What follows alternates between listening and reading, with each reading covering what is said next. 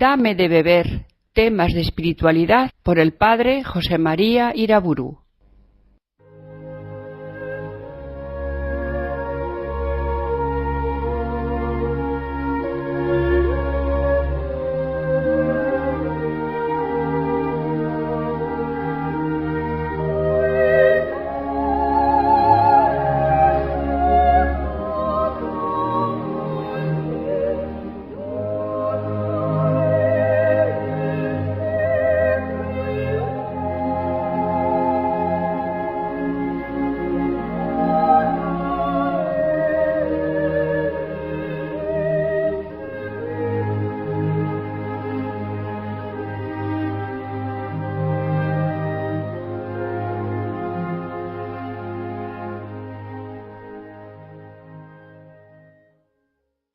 En el nombre del Padre, del Hijo y del Espíritu Santo.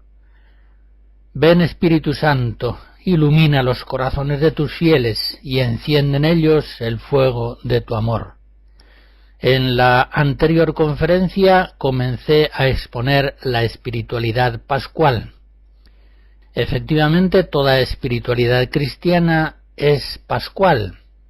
Es decir, todos los cristianos vivimos la vida de la gracia que permanentemente fluye para nosotros, del misterio pascual de Cristo, es decir, de su pasión y de su gloriosa resurrección. Comenzamos por meditar la pasión de Cristo, recordando que la sufre a lo largo de toda su vida, desde niño hasta el Calvario, recordando que Cristo avanza a la muerte con una plena conciencia de que es esa su misión redentora y con una perfecta libertad. Y nos hacíamos 3 preguntas fundamentales, de las cuales respondimos ya 2.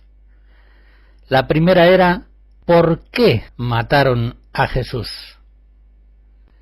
La segunda pregunta era, ¿quiso Dios realmente la pasión de Cristo? Y a la luz de la revelación respondíamos claramente que sí, que ese fue el plan eterno de la providencia divina realizado en Cristo, en la plenitud de los tiempos. Pues bien, demos un paso más en nuestra meditación teológica y respondamos a una pregunta tercera que nos va a llevar al corazón mismo del misterio de la pasión. ¿Por qué quiso Dios que Cristo sufriera la cruz? ¿Por qué quiso que este fuera el modo de realizar la salvación del mundo? ¿Por qué eligió Dios la cruz, un medio al parecer tan cruel, tan absurdo, prefiriéndolo a otros posibles? La misma Sagrada Escritura nos va a ayudar, nos va a dar luz para dar respuesta a esta pregunta. Y la primera respuesta que nos da la Sagrada Escritura es que la cruz de Cristo fue elegida por Dios como medio máximo para revelar su amor. Dios es caridad y a Dios nunca lo vio nadie, nos dice el apóstol San Juan en su primera carta, 4. Pues bien, la cruz de Cristo es la epifanía máxima de un Dios que es amor eterno, trinitario. La cruz es la máxima manifestación posible del amor divino. Dios nos ha declarado su amor, en primer lugar, en la creación, sacándonos de la nada con la fuerza de un amor absolutamente gratuito. Otra declaración de su amor la encontramos en la plenitud de los tiempos, en el culmen de la historia de la salvación, la encarnación del Verbo. Pero la máxima declaración del amor divino la vamos a encontrar en el misterio de la cruz. Allí donde Cristo, como dice Juan al principio del capítulo 13 de su Evangelio, allí donde Cristo nos amó hasta el extremo. Entendamos que si la misión de Cristo era revelar a Dios, que es amor, necesitaba Cristo llegar a la cruz para consumar la manifestación del amor divino que nos va haciendo a lo largo de todo su Evangelio y de toda su vida. Sin su muerte en la cruz, la revelación del amor divino hubiera sido incompleta, hubiera sido insuficiente, no hubiera llegado a conmover el corazón de los pecadores. ¿Cómo los pecadores hubieran podido creer en el amor que Dios les tiene sin la elocuencia suprema del lenguaje de la cruz? Pero vayamos por partes a la hora de contemplar en la cruz esta epifanía del amor divino. En primer lugar, en la cruz se nos manifiesta el amor que nos tiene el Padre. Ella es la epifanía de la bondad y del amor de Dios hacia los hombres. Carta a Tito, capítulo 3. Como dice San Pablo, Dios acreditó, demostró su amor hacia nosotros, en que siendo nosotros todavía pecadores, enemigos suyos, Cristo murió por nosotros. Conocemos en la cruz hasta dónde llega el amor que Dios nos tiene. En segundo lugar, es en la cruz donde hallamos la máxima manifestación del amor de Cristo al Padre. El amor de Cristo al Padre solo en la cruz alcanza a manifestarse plenamente. Por eso, en la última cena, en ese capítulo 14 de San Juan, dice Jesús a sus discípulos refiriéndose a la cruz: conviene que el mundo conozca que yo amo al Padre y que según el mandato que me ha dado el Padre, así hago. Entiende Jesús la obediencia suprema de la cruz como manifestación suprema de su amor al Padre. Le obedece hasta el extremo porque su amor es infinito. En tercer lugar, cuando contemplamos la cruz, entendemos el amor que Cristo nos ha tenido. Ese amor del buen pastor que entrega su vida por sus ovejas, solamente en la cruz llega a manifestarse en una forma suprema, insuperable. Ciertamente, como dice Jesús en el sermón de la última cena, Juan 15, nadie tiene un amor mayor que este, de dar uno la vida por sus amigos. Nadie, pues, mirando al crucificado, podrá ya dudar del amor de nuestro Redentor. Él ha entregado su vida en la cruz por nosotros, pudiendo, sin duda, evitarla. Por eso, cada uno de nosotros ha de decir como San Pablo: el Hijo de Dios me amó y se entregó por mí. Gálatas 2. Por otra parte, es mirando a la cruz como aprendemos el sentido verdadero de los dos mandamientos principales de la ley cristiana: el amor a Dios y el amor al prójimo. El palo vertical nos está enseñando hasta dónde ha de llegar nuestro amor a Dios. El amor que nosotros hemos de tener a Dios ha de ser como el de Cristo, hasta dar la vida por su gloria. Y sin la cruz de Cristo no hubiéramos llegado a conocer plenamente la profundidad absoluta del mandamiento primero de la ley judía y cristiana. En segundo lugar, el palo horizontal de la cruz nos está proclamando con elocuencia máxima cómo ha de ser el amor nuestro hacia los hombres. Habéis de amaros unos a los otros, nos dice Jesús, como yo os he amado. Juan 13. Y el apóstol Juan, en la primera carta, capítulo 3, saca una conclusión evidente. Cristo dio su vida por nosotros, y nosotros debemos dar nuestra vida por nuestros hermanos. Hemos de reconocer que, sin el misterio de la cruz, esta norma del amor fraterno no hubiera quedado plenamente promulgada.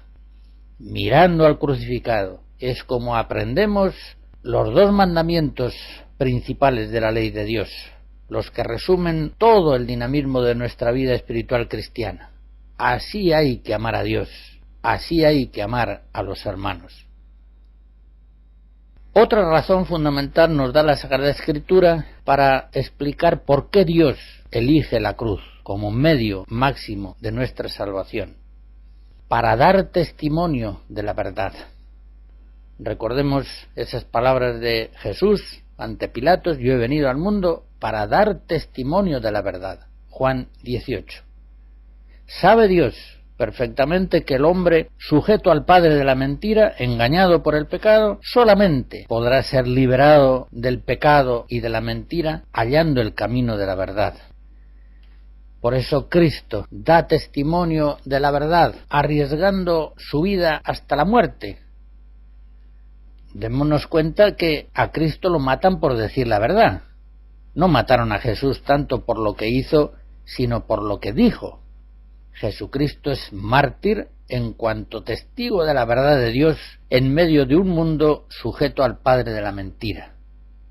Como dice San Juan en el Apocalipsis, en varios lugares, capítulo 1, en el 3, Cristo es el testigo fidedigno y veraz. El testigo, es decir, el mártir de la verdad.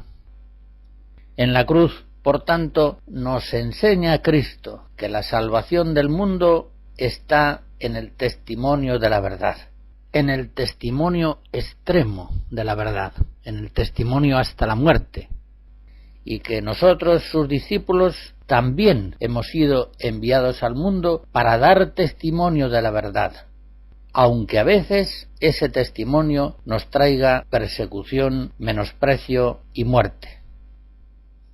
La Sagrada Escritura nos revela una tercera razón fundamental para explicar por qué Dios quiso la cruz de Cristo para la salvación del mundo. Quiso Dios consumar nuestra salvación en la cruz de Jesucristo para manifestarnos el horror del pecado, el horror de aquellas libertades humanas que se ejercitan contra la voluntad divina. Mirando a la cruz es como nos damos cuenta de lo que es el horror del pecado.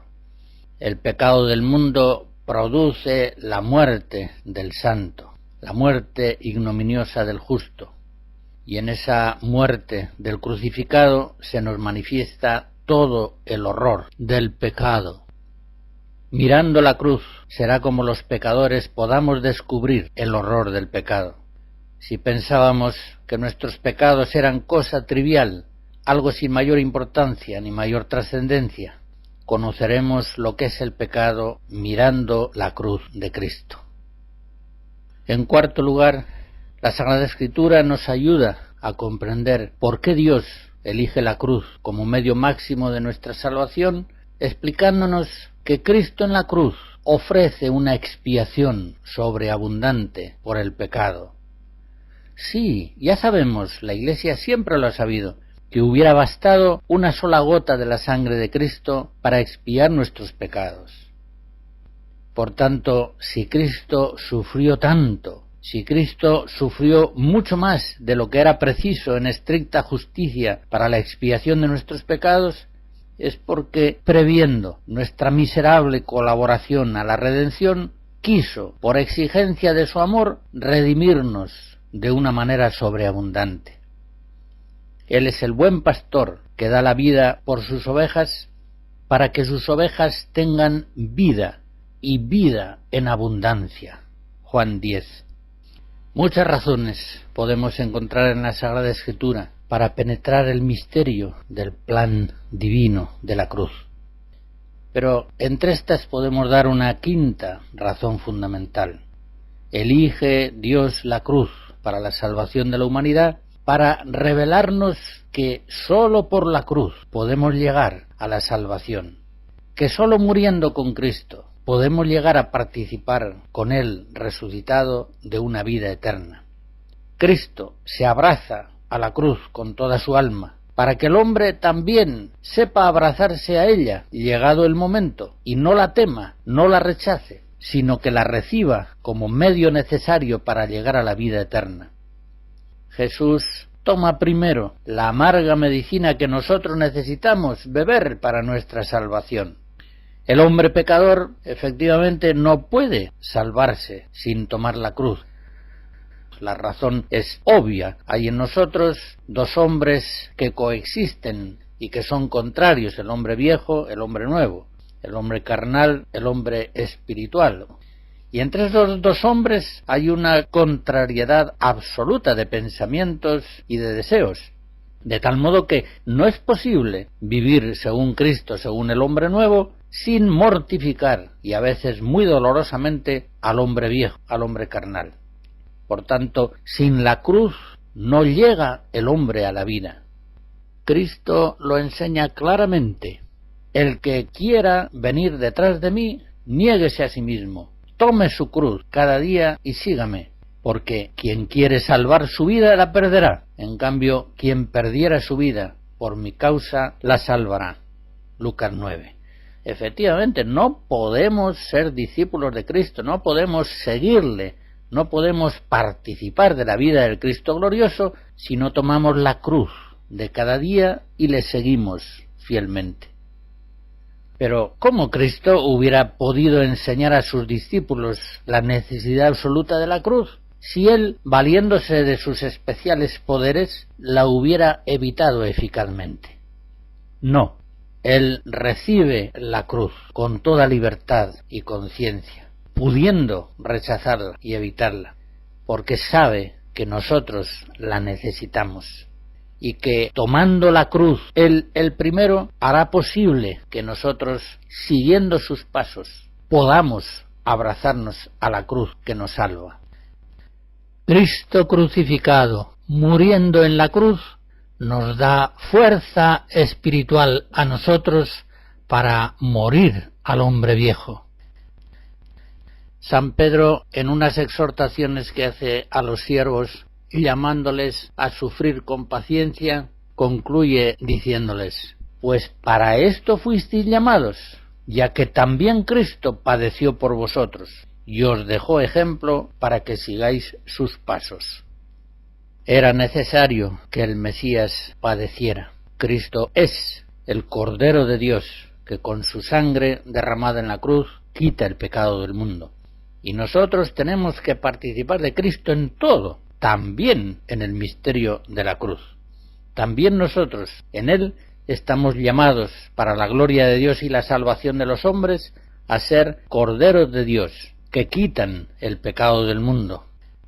Como dice San Pablo en Colosenses 1, completando en nuestros cuerpos lo que falta a la pasión de Cristo por su cuerpo, que es la Iglesia. De Claudio Monteverdi escucharemos su bellísimo Venite et videte, venid y ved.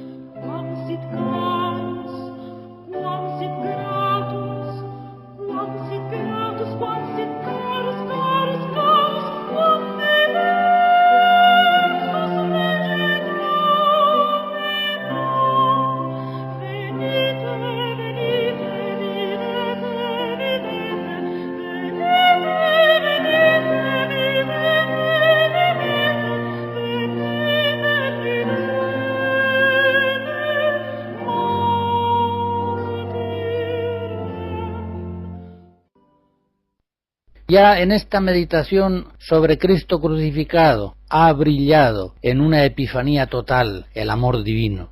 Ya la cruz es la gloria de Cristo. Con toda razón pudo él decir a sus discípulos: cuando yo sea levantado de la tierra, atraeré a todos hacia mí.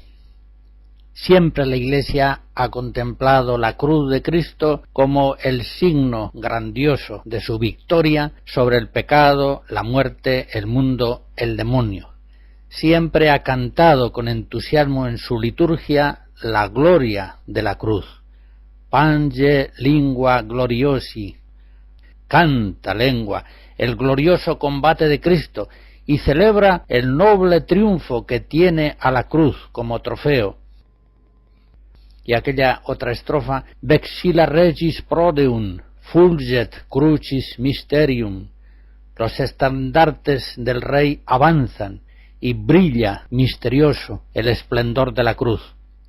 Quiere el Señor, quiere la Iglesia que la cruz presida todo lo que es el mundo cristiano, se alce en los campanarios, presida la liturgia, aparezca alzada en los cruces de caminos, cuelgue del cuello de los cristianos, presida los dormitorios, las escuelas, las salas de reunión, los sepulcros en los cementerios, sea la cruz el pectoral de los obispos y de las personas consagradas, se trace la cruz siempre en los ritos litúrgicos de bendición y de exorcismo, que la cruz sea besada por los niños, por los enfermos, por los moribundos, por todos, por los penitentes que han sido perdonados, sea la cruz honrada siempre y en todo lugar, que una y otra vez sea trazada de la frente al pecho y de un hombro al otro, que la devoción a la cruz sea reconocida como la devoción más santa y santificante, que cada uno de nosotros diga con San Pablo: no quiera Dios que me gloríe sino en la cruz de nuestro Señor Jesucristo. Pero vayamos adelante en nuestra contemplación del misterio pascual y meditemos ahora en la gloriosa resurrección de nuestro Señor Jesucristo. Ella es la gloria de la cruz y su consecuencia inmediata. Que meditando ahora en la resurrección de Cristo, nos alegremos en ella. Alegraos, alegraos siempre en el Señor. Y nos alegremos también en la esperanza de nuestra propia resurrección. Bendito sea Jesucristo, nuestro Salvador. En la resurrección suya se han cumplido sus palabras: el que se humilla será ensalzado. Lucas 14. Como dice el himno cristológico de San Pablo en Filipenses 2, Cristo no reputó codiciable tesoro mantenerse igual a Dios, sino que se anonadó tomando forma de siervo, y en la forma de siervo se humilló, hecho obediente hasta la muerte y muerte de cruz. Y por eso Dios lo exaltó sobre toda criatura, le otorgó un nombre superior a todo nombre, para que al nombre de Jesús doble la rodilla cuanto hay en los cielos, en la tierra y en los abismos, y toda lengua confiese que Jesucristo es Señor, para gloria de Dios Padre. La resurrección de Cristo es indeciblemente gloriosa. Pero antes de contemplarla, volvamos una vez más nuestros ojos al Cristo crucificado, al Cristo de la cruz. Muriendo destruyó nuestra muerte, resucitando restauró la vida. Cuando meditábamos sobre la pasión del Señor, terminábamos afirmando que la cruz es ya el comienzo de la glorificación de Cristo. Cuando Él muere, la naturaleza tiembla, se estremece, se rasga el velo del templo. Muchos hombres, contemplando su muerte, golpean sus pechos y reconocen que Jesús es el enviado de Dios. Jesús, al morir, da ya origen a la Iglesia, a la nueva Eva, la madre de todos los vivientes. De su costado sale sangre y agua, según el testimonio explícito de San Juan, testigo ocular. De su costado brota el agua del bautismo y la sangre de la Eucaristía, los fundamentos de la Iglesia. De tal modo que los padres antiguos veían que, así como del costado de Adán dormido nace Eva, la madre de todos los vivientes, ahora del costado de Cristo, el nuevo Adán dormido, muerto en la cruz, nace la Iglesia, la nueva madre de todos los vivientes. Dice Juan Evangelista, a la hora de expresar la muerte de Cristo, entregó el Espíritu. Y lo dice San Juan, al parecer, con un doble sentido deliberado. En primer lugar, entregó el Espíritu, exhaló el Espíritu vital, murió. Pero en segundo lugar, entregó el Espíritu significa entregó el Neuma, el Espíritu Santo, el que da nacimiento a los hijos de Dios, a la Iglesia entera. Por eso podemos decir que Cristo ya vence en la cruz. La cruz misma es victoria suprema de Jesucristo. En la cruz Cristo vence al demonio, el príncipe de las tinieblas. En la cruz va a vencer la muerte por su resurrección gloriosa. Hubiera podido ser simultánea la muerte y la resurrección de Cristo, pero entonces los hombres hubieran puesto en duda su muerte. Fue conveniente que pasaran 3 días entre la muerte y la resurrección de Jesús. Pero ya en el momento de morir, cuando Cristo entrega su espíritu al Padre, el Padre lo acoge victorioso en los cielos. Acoge el alma humana de Jesús, es glorificada instantáneamente por el Padre, aunque todavía han de pasar 3 días para que la glorificación de Cristo muerto afecte también a su cuerpo en la gloria de la resurrección. En la cruz vence Cristo al pecado. El pecado ha introducido la muerte en el mundo.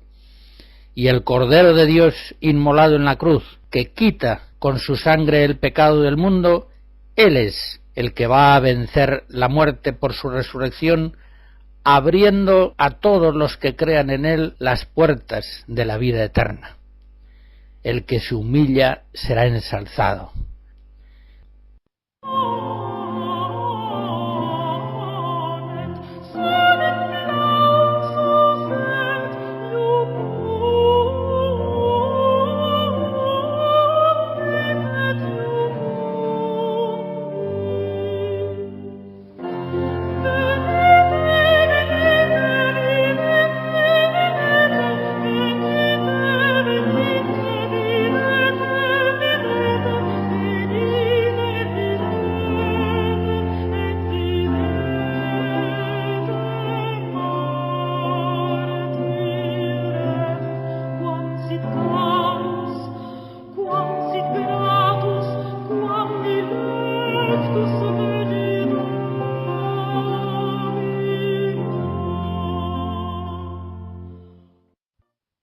Volvamos al hecho grandioso de la resurrección de Cristo.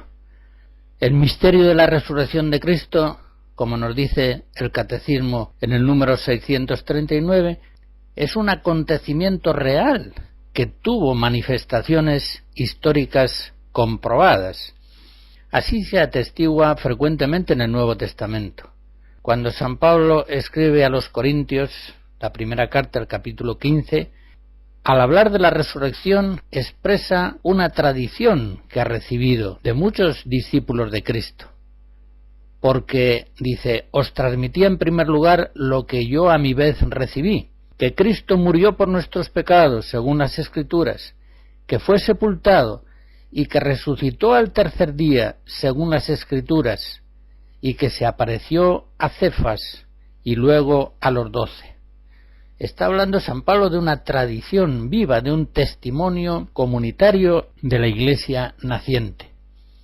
Una fe que encuentra sus motivaciones en el orden sensible, en primer lugar, por el sepulcro vacío. Sabemos, evidentemente, que no se trata de una prueba directa de la resurrección de Cristo. La ausencia del cuerpo de Jesús en el sepulcro puede explicarse de otro modo. Pero para los creyentes primeros, el sepulcro vacío constituyó un signo esencial dado por Dios. Es el caso de las santas mujeres que acuden, guiadas por María Magdalena, al sepulcro el primer día de la semana, muy de mañana. 2 hombres vestidos de hábitos deslumbrantes les dicen: ¿por qué buscáis entre los muertos al que vive? No está aquí, ha resucitado. Acordaos cómo os habló estando aún en Galilea, diciendo que el Hijo del Hombre había de ser entregado en poder de los pecadores, y ser crucificado, y resucitar al tercer día. Corren las mujeres a dar la buena noticia a los 12, pero a ellos les parecieron desatinos tales relatos, y no los creyeron. Este relato de Lucas 24 resulta verdaderamente conmovedor. Pedro y Juan corren al sepulcro a ver qué hay de verdad en estos relatos. Y Juan, que es más joven, llega el primero al sepulcro, pero no se atreve a entrar. Entró Pedro y después Juan, vio y creyó. Pero el primero, esto también merece la pena señalarlo, el primero que va a recibir la aparición del resucitado es Pedro, después los 12. Pedro, Simón Pedro, llamado a confirmar en la fe a sus hermanos, es el que ve al resucitado antes que los demás. Y el testimonio creyente de la comunidad primera va a apoyarse sobre el testimonio de Pedro. En Lucas 24 se dice: es verdad, el Señor ha resucitado y se ha aparecido a Simón. Por eso la fe en la resurrección de Cristo encuentra fundamento no solamente en el sepulcro vacío, sino en las apariciones del resucitado. En 1 Corintios 15 dice San Pablo que Cristo murió, fue sepultado y resucitó al tercer día, y que se apareció a Cefas, luego a los 12, después se apareció una vez a más de 500 hermanos, de los cuales muchos viven todavía y algunos murieron, luego se apareció a Santiago, luego a todos los apóstoles, y después de todos, como a un abortivo, se me apareció también a mí. En Hechos 1 se dice que Cristo resucitado tuvo un trato frecuente y amistoso con sus discípulos. Se dio a ver en muchas ocasiones apareciéndoseles durante 40 días y hablándoles del reino de Dios y comiendo con ellos.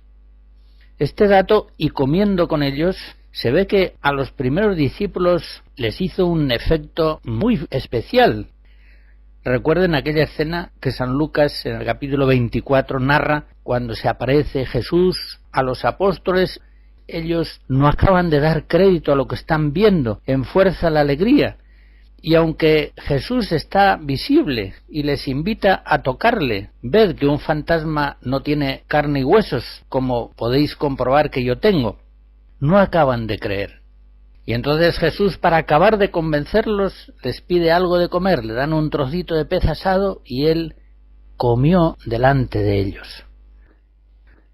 San Pedro, con ocasión de la conversión del centurión Cornelio, tiene un discurso que está recogido en Hechos 10, donde dice, hablando de Jesús: Dios le resucitó al tercer día y le dio manifestarse no a todo el pueblo, sino a los testigos de antemano elegidos por Dios, a nosotros que comimos y bebimos con él después de resucitado de entre los muertos. Como dice el Catecismo en el número 643, ante estos testimonios es imposible interpretar la resurrección de Cristo fuera del orden físico y no reconocerlo como un hecho histórico. No es la fe de los discípulos la que produce, la que inventa la resurrección de Cristo por una exigencia de ese ambiente místico de la primera comunidad cristiana.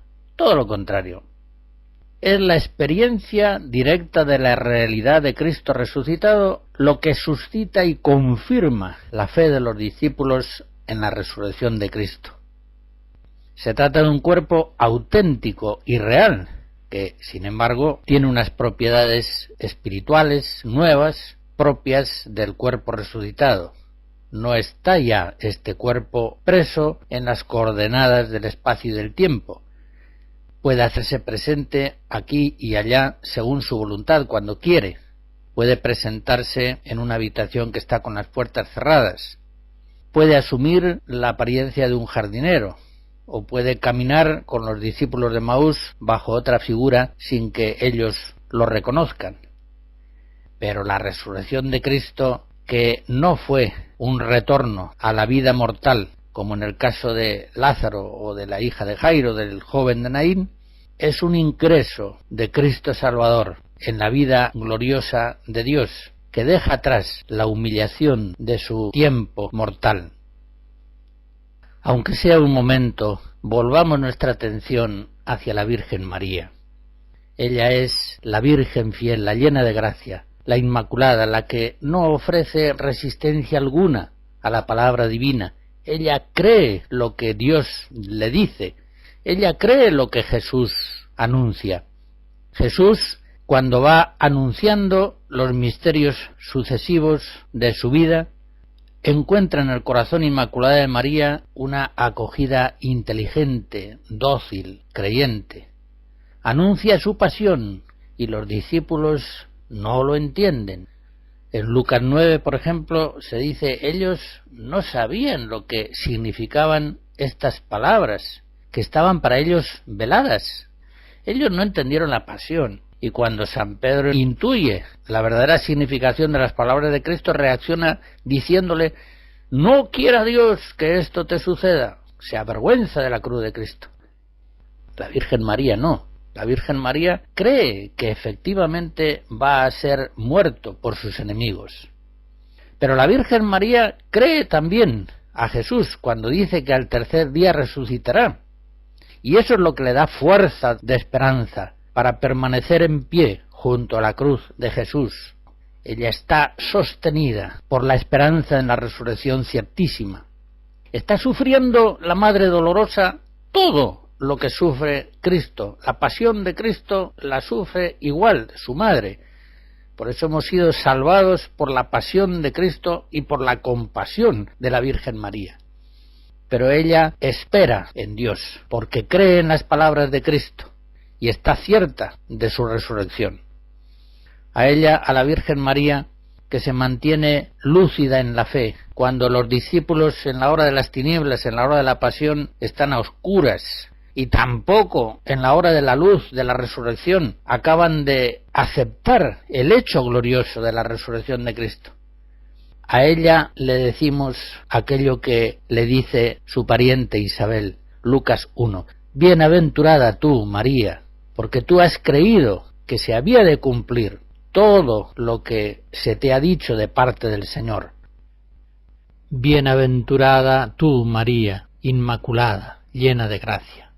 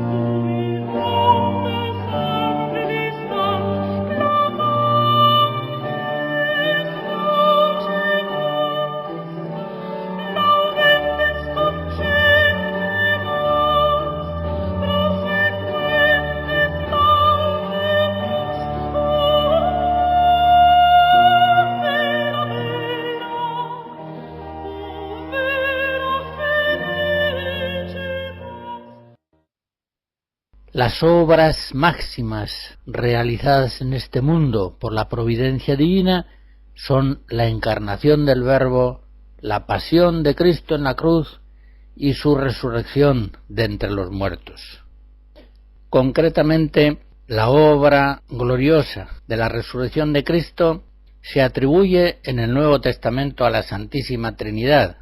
Unas veces se atribuye al Padre, otras al Hijo, otras al Espíritu Santo. Del Padre se dice, por ejemplo, en Hechos 2:24, que ha resucitado a Cristo, su Hijo. Ha cumplido así aquello que públicamente dijo, se recoge en el Evangelio de San Juan capítulo 12, yo le glorifiqué y de nuevo le glorificaré. Pero también sabemos que la resurrección es obra del propio Hijo Jesucristo, el Hijo Divino. Él nos dice, doy mi vida para recobrarla de nuevo. Yo tengo poder para darla y tengo poder para volverla a recuperar. Y en otros textos se atribuye también al Espíritu Santo la obra de la resurrección de Cristo. Por ejemplo, en Romanos 5, cuando se dice, si el Espíritu del que resucitó a Jesús de entre los muertos habita en vosotros, el que resucitó a Cristo de entre los muertos dará también vida a vuestros cuerpos mortales, por virtud de su Espíritu que habita en vosotros. La resurrección de Jesucristo efectivamente es la obra máxima de la sabiduría, de la bondad, del amor y de la potencia de Dios. La resurrección, ante todo, constituye una confirmación absoluta de todo lo que Cristo hizo y enseñó. Al resucitar Jesucristo, da a todos los hombres la prueba definitiva de su autoridad divina para enseñar, para actuar, para salvar. Por otra parte, contemplamos en la resurrección de Cristo el cumplimiento de lo que habían anunciado los profetas y el cumplimiento de los anuncios del mismo Jesús durante su vida terrena. Cristo, como insisten los apóstoles en su predicación, resucitó al tercer día según las Escrituras, según estaba anunciado desde antiguo. Y también la divinidad de Jesucristo es confirmada por la resurrección. Él había dicho de sí mismo: cuando levantéis al Hijo del Hombre, entonces sabréis que yo soy. Ya sabemos que desde que Yahvé revela su nombre en el Sinaí, diciendo yo soy el que soy, esas palabras indican una identidad divina. Entonces, cuando hayáis levantado al Hijo del Hombre sobre la tierra, atraeré a todos hacia mí, y en mi resurrección conoceréis que yo soy el Hijo de Dios, el Hijo único de Dios. En fin, la resurrección de Cristo está inseparablemente unida a su muerte. Ha tenido que morir para después resucitar. En la encarnación asume el Hijo Divino una naturaleza humana mortal que va a ofrecer en la cruz en sacrificio de expiación para reconciliar a los pecadores con Dios. Y ahora, por la muerte del crucificado, somos liberados del pecado y de la muerte. Y por su resurrección gloriosa se nos abre el acceso a una vida nueva, una vida divina, sobrehumana, celestial. Por tanto, toda la vida cristiana estará permanentemente impulsada por la pasión y la resurrección de nuestro Señor Jesucristo. Al igual que Cristo fue resucitado de entre los muertos, así también nosotros vivimos una vida nueva, dice San Pablo en Romanos 6. En fin, la resurrección de nuestro Señor Jesucristo es el principio de nuestra propia resurrección.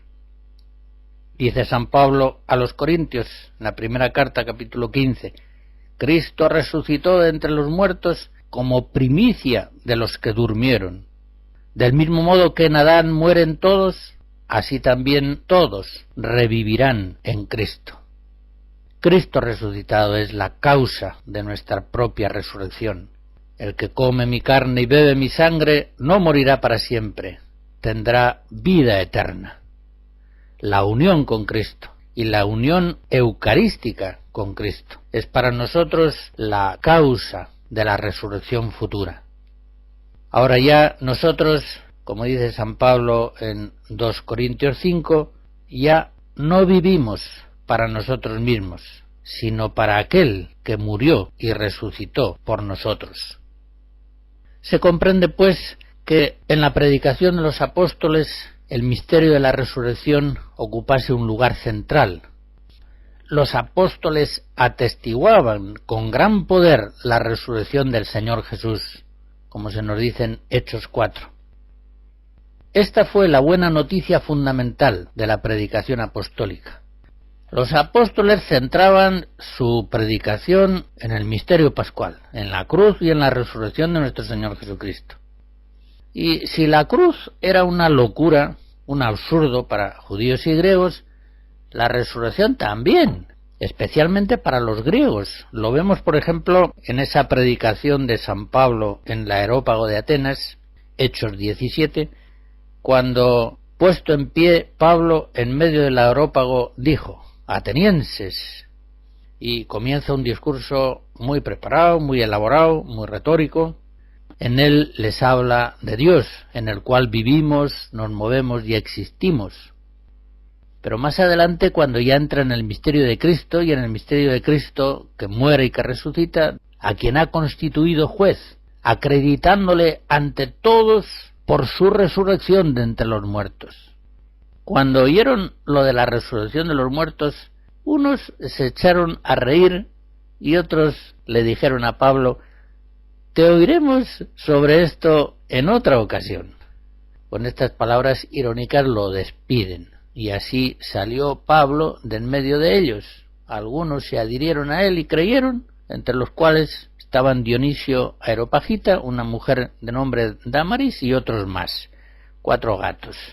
Realmente ya en el Nuevo Testamento no se vuelve a oír de la iglesia de Atenas. Allá quedaron un grupito mínimo de creyentes. La resurrección de entre los muertos era una idea absurda para la mentalidad de los griegos. Hablar de la resurrección de los cuerpos era para ellos afirmar la cuadratura del círculo. Era un absurdo. Y los mismos judíos no tenían una revelación clara sobre la resurrección. Algo se intuye en el Antiguo Testamento acerca de la resurrección, por ejemplo, en imágenes empleadas por Oseas, Ezequiel, Isaías, aquel campo lleno de cadáveres que por el poder de Dios surge transformado en hombres vivientes. Se trata de figuras de una resurrección espiritual, pero son oscuras. La fe en la resurrección aparece más explícitamente cuando en Daniel 12 se dice que las muchedumbres de los que duermen en el polvo de la tierra se despertarán, unos para eterna vida, otros para eterna venganza y confusión. Pero es sobre todo en un libro del Antiguo Testamento ya próximo a Cristo, un siglo antes, el segundo de Macabeos, donde más claramente se afirma la fe en la resurrección. Aquellos jóvenes que sufren el tormento hasta la muerte por defender la alianza con Yahvé están ciertos de que recuperarán íntegros los miembros corporales que ahora en el tormento están siendo destruidos. A pesar de todas estas escrituras, en tiempos de Jesús no estaba clara la idea de la resurrección, de tal modo que los saduceos negaban la resurrección. Los fariseos sí creían en ella. Así se nos dice en Hechos 23. Por eso es Cristo resucitado quien nos asegura con certeza que hay otra vida. Él es el que con su resurrección nos trae esta buena noticia. Los muertos resucitarán en el último día. Su propia resurrección nos asegura la resurrección nuestra. Los apóstoles centraban la predicación del misterio de Cristo en su pasión y en su resurrección. Les leo, por ejemplo, en Hechos 13, un discurso de San Pablo en la sinagoga de Antioquía de Pisidia, donde les dice: varones israelitas, y vosotros todos, los que teméis a Dios, escuchad. Les va recordando diversos pasos de la historia de la salvación y finalmente dice: los moradores de Jerusalén y sus príncipes rechazaron a Jesús y le condenaron, dando así cumplimiento a las palabras de los profetas que se leen cada sábado. Pidieron a Pilato que le quitase la vida. Cumplido todo lo que de él estaba escrito, le bajaron del madero y le depositaron en un sepulcro. Pero Dios le resucitó de entre los muertos, y durante muchos días se apareció a los que con él habían subido de Galilea a Jerusalén, que son ahora sus testigos ante el pueblo. Efectivamente, una de las definiciones fundamentales de los apóstoles es esa. Ellos son los testigos de Cristo resucitado.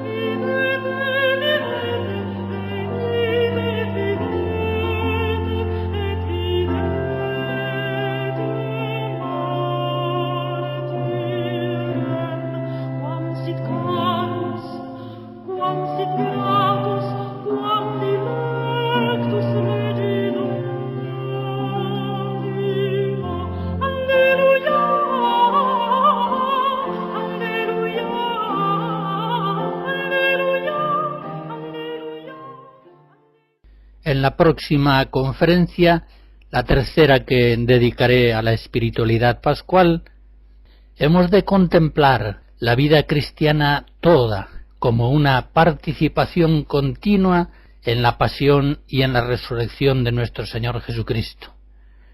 Lo haremos así, con el favor de Dios. La bendición de Dios Todopoderoso, Padre, Hijo y Espíritu Santo, descienda sobre ustedes y les guarde siempre. Amén.